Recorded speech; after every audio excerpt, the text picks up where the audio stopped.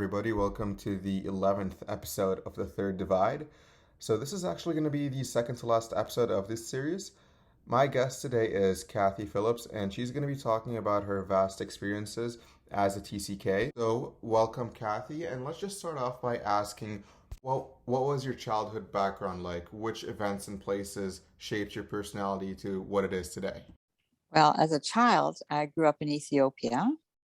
So I was in Ethiopia until I was 9. So that was very influential on me. My father worked for the Ethiopian government, for the emperor at that time, Haile Selassie. And so then we came to Canada when I was 9 and didn't know anything about Canada. Then I married a man who grew up in Kenya until he was 17, came to Canada for university. So we always were interested in going back to Africa, and we never actually made it, but we went. Then we lived in Brazil for 14 years, and we lived in Bolivia for 4. We lived in Turkey for 11. So we've had, all that has shaped, my thinking and how I've raised my children and everything, because mixing cultures like that, it's been very fascinating. And yeah, I say I've raised 4 kids in 4 continents and 4 languages, over 4 decades. So all that has shaped who I am as a third culture kid. Mm-hmm. Mhm. And living in all these different places that must have given you an expansive way of thinking about the world, right? Yeah, I think it's very enriching. Yeah, I think so. Mm-hmm. Mm. Mm-hmm. Yeah, I think that people just that live monoculturally uh, all their life just don't have. Uh, they have a disadvantage because they can't understand things from other points of view and appreciate other languages and the nuances of them. I think it's very enriching to have had this experience.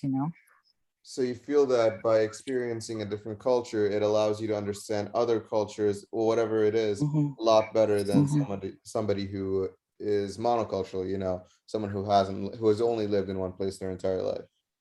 Yes, absolutely. Hmm. Hmm. Yeah. Right. And so you said you lived in Brazil, Turkey, Ethiopia, where else? And Bolivia. And Bolivia. Bolivia. Now, Bolivia, yeah. Mm. now, all these places are insanely different from one another. I mean, you said yourself 4 continents. How did you deal with all these changes? Because every one of them, they speak a different language. Yeah, the Mhm. streets look different. The way people communicate with each other is different. How did you deal with that? Mhm. Mhm. Well, um I guess we were young when we started, like, and I think because my husband also was a third culture kid, that we just had a sense of adventure at trying, and supported each other in language learning and trying to figure out culture and stuff. So I think that if I hadn't had his support, it would have been much more difficult to make those changes. And now looking back, I feel very privileged and very blessed to have had such a rich experience around the world. Was there one thing that you did, or after every move, did you find it easier to get involved with your community and interact with the people? Was one Um, time easier than the other? well, I think every new change is difficult at the beginning because you're thinking of learning a new language and a new culture, but then when you get into it, it's okay. And then you come back to Canada, and that's supposed to be your home, and you don't really feel at home because you see things differently than the quote unquote normal Canadian. So it's sort of a culture shock coming back to Canada too, and trying to fit in, because you're considered a Canadian, but you have so many other elements in you. Hmm. Yeah, I Yeah. mean, I think almost every TCK that I've talked to has said that when they go back to their home country, they feel like, like a foreigner there, or like they do Mhm, experience at least some form of reverse culture shock. Do you feel like that's true? mhm. Oh, absolutely. Yeah, I think so. And oftentimes you're not prepared for that, and that's why I think talking about third culture kids and understanding that, especially for kids like under 18 that make those changes, it's very eh, it's very difficult unless the parents can understand and help them make those adjustments. Um, so and to see the advantages of growing up, cross culturally like that, um, because it can be very traumatizing to kids to move from one to another and then suddenly not feel, they don't know where they belong, they don't know where they fit, they don't know how to act in that new culture. It takes time to figure that out, and that can be upsetting, um, so under 18, those changes, those drastic changes, uh, changing cultures and so on, can be difficult. And if kids aren't helped to sort of see the advantages and the benefits from it, they'll just walk away with the challenges that have been debilitating for them, and have resentment towards their parents for taking them around and not having a say, having to be uprooted from school and stuff like that. Hmm. So it's a very, very important topic because people are moving much more now. That, like, when I was a little girl, hardly anybody traveled, I don't think, in those days. It was a rare thing. What my parents did was to go overseas. That was, whew, people just didn't do that. But now it's very common, and there's such a mix of cultures and races and intermarriage and everything. So it's much more, um, you know, accepted and talked about. And so I think kids have an advantage today to learn how to make those adjustments where they didn't, when I was growing up. Hmm. So you feel like things are different now than they were decades ago? Like Hmm. it's a lot more common Yeah, now, and yeah, like a few yeah. decades ago wasn't, as accepted or as common, so it would have been a lot harder to explain to people how your life was. I think so. Hmm. Mhm. Hmm. So Ethiopia was the first place you visited, right? Mhm. Right. So what did you think of that move at the time? Were you excited? Well, I was just like a toddler when we went, so I Okay. don't know what I thought when we Oh, went, but yeah. but when I came back when I was 9, it was pretty hard because I hadn't had um, schooling in English, and then my birthday was the first day of school coming back to Canada, and that was pretty traumatic. and um, and since I hadn't had schooling in English, like grade 9, you're supposed to be, I mean, age 9, you're supposed to be in grade 4, right? So my mother took me to school on my 9th birthday. And the teacher said, well, if she hasn't had schooling, she'll have to go back to grade 1. What? Yeah. And my mother said, no, oh, you can't do that to her, And so, because I hadn't had formal English schooling, right? So, anyway, what they did then, my mother advocated for me, and there was a grade 3, 4 class, and so they put me in there just to see if I'd sink or swim.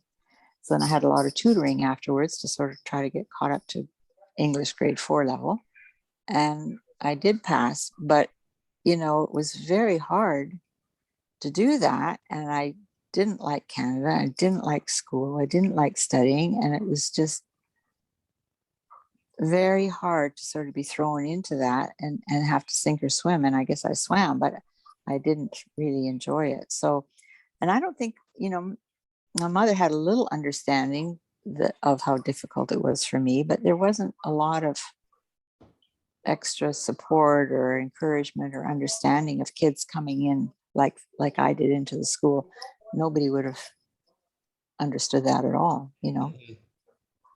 Do you feel So do you feel that the reason most TCKs experience reverse culture shock when they move back to their country of birth or their home country, do you feel the reason for that is because they're expected to fit in? yeah, because you look like everyone else. You know, that's not so true now with such a multiracial country that we have. But in my day, you know, I looked like everyone else. I was white like everyone else, and they just expected that I'd act like everyone else. And when I didn't, it was very strange, you Mhm.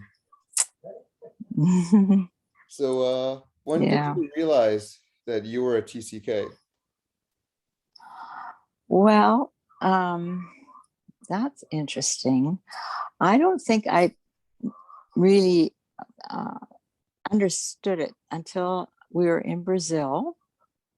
I mean, I understood emotionally that things were different. And for my husband, too, he had a bigger trauma because he came at 17 and just to go to university, and people couldn't understand, you know, his background growing up in Africa all his life.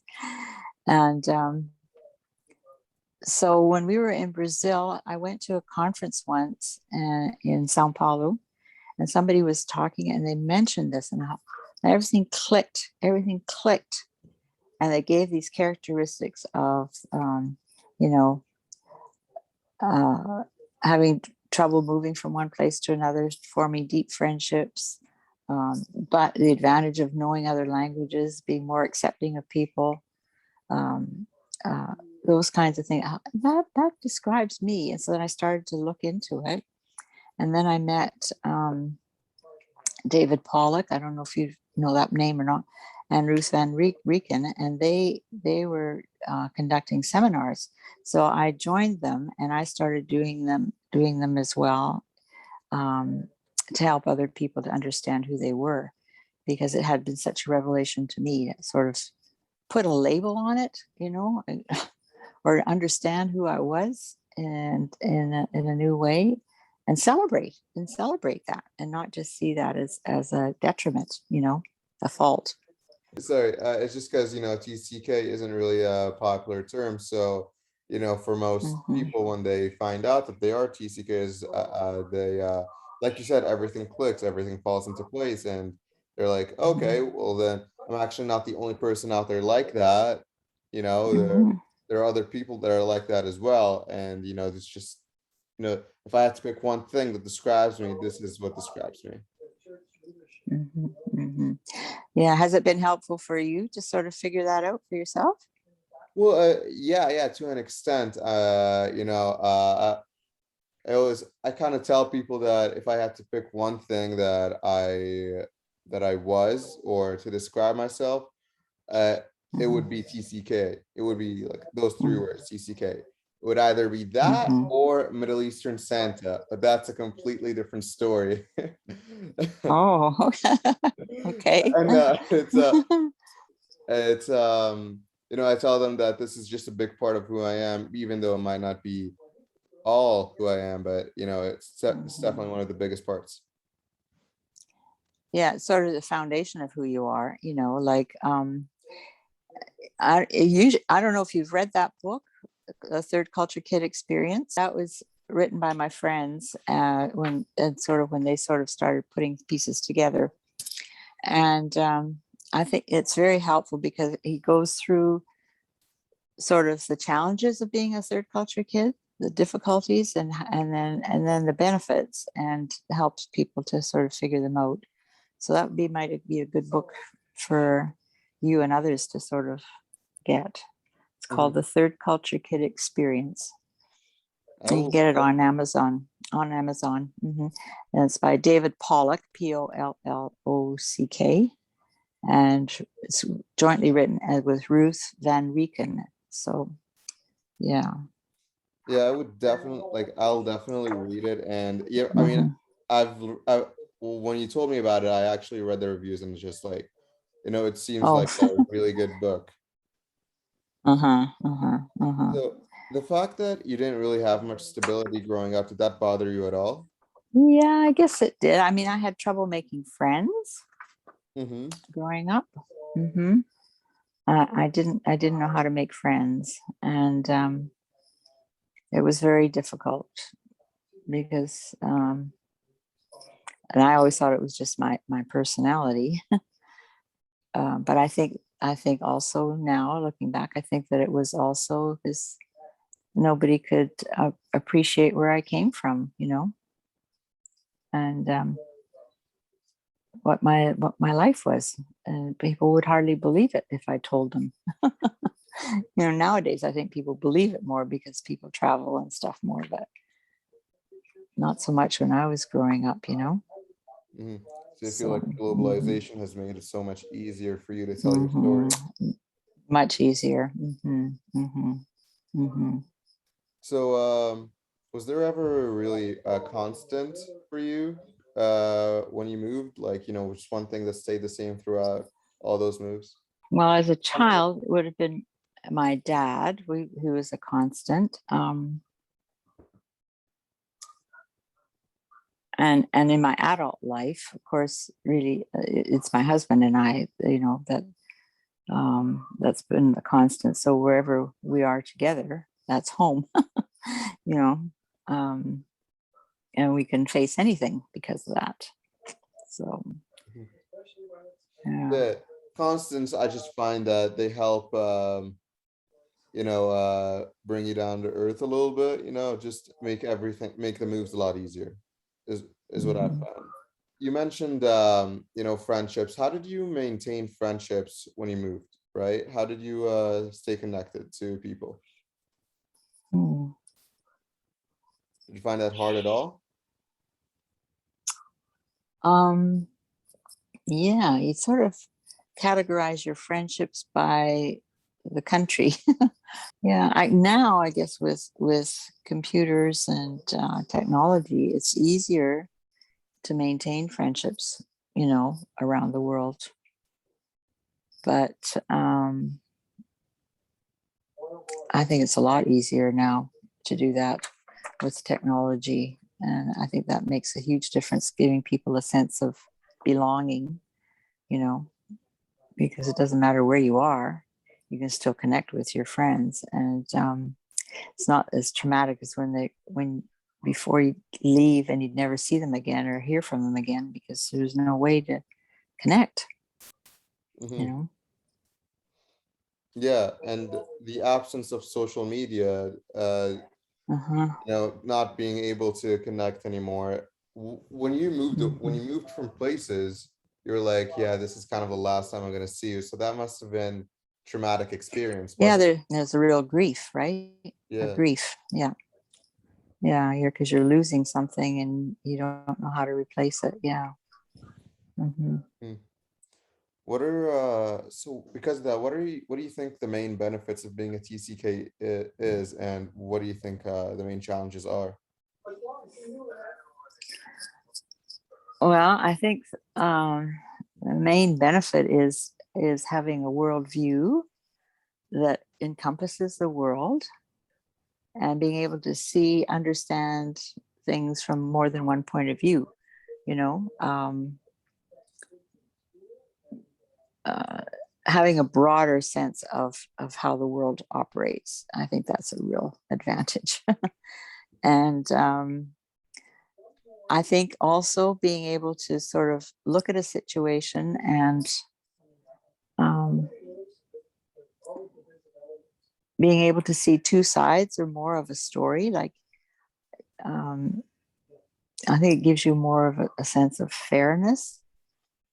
You can see two sides of something. If you're just a monocultural person, you just see it from that one cultural point of view, and you can't appreciate as easily another point of view, where a third culture kid can appreciate more than one point of view, can see more than one way of responding to a problem or uh, to a situation. So I think that's a real advantage. Hmm. Making friends quite quickly and easily because, you never know how long you're going to be in that situation. So you can make friends quickly. But then on the other hand, sometimes it's hard to maintain friendships because they're cut off because you have to move again. So it can be a benefit and a challenge that way.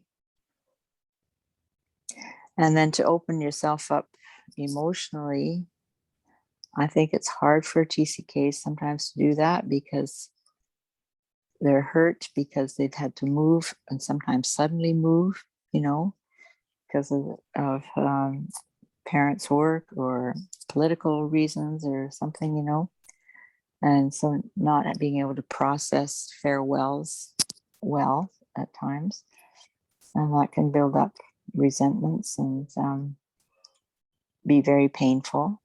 So then you don't want to open yourself up. You don't want to make new friendships again because you might just get hurt again, Yeah, most well, not most, but some people that I've met, in my experiences traveling, they would close themselves off after moving to a new place because they don't want to make new friends. They don't want to, because they know they're going to leave them. So what's the point?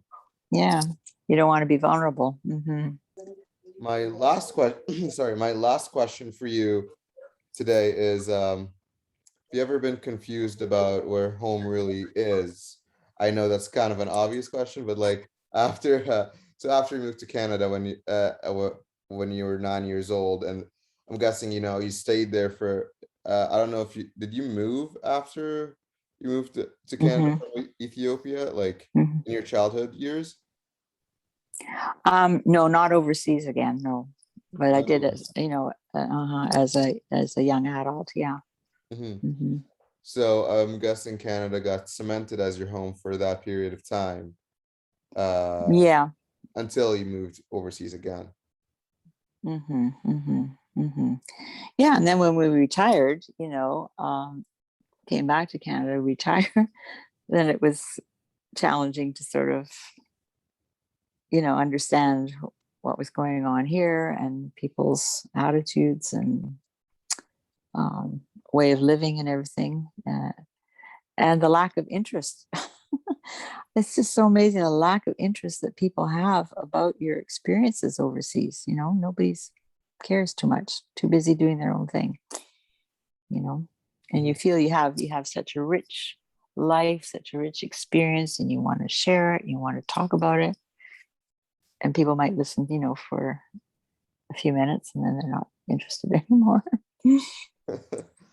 Well, that's why I'm doing this, just so people have a way to tell their story. Right, that's great. Well, yeah, I pulled up a poem. I didn't write it. Oh, you have a poem. But okay. Yeah, it's called Colors, and I think it just describes really well. Can I just read it? Yeah, go right ahead. Okay, it's written by Whitney Thomas, and it's called Colors. I grew up in yellow country, but my parents are blue. I'm blue, or at least that's what they told me. But I played with the yellows. I went to school with the yellows. I spoke the yellow language. I even dressed and appeared to be yellow. Then I moved to Blue Land. Now I go to school with the blues. I speak the blue language. I even dress and look blue. But deep down inside of me, something's yellow. I love the blue country, but my ways are tinted with yellow. When I'm in blue land, I want to be yellow. And when I'm in yellow land, I want to be blue. Why can't I find a place where I can be both? A place where I can be me. A place where I can be green. I just want to be green. I think that sums it up. That's an amazing poem. It really does sum it up. Well, Cathie, thank you so much for coming on and sharing your story. Yeah, thank you.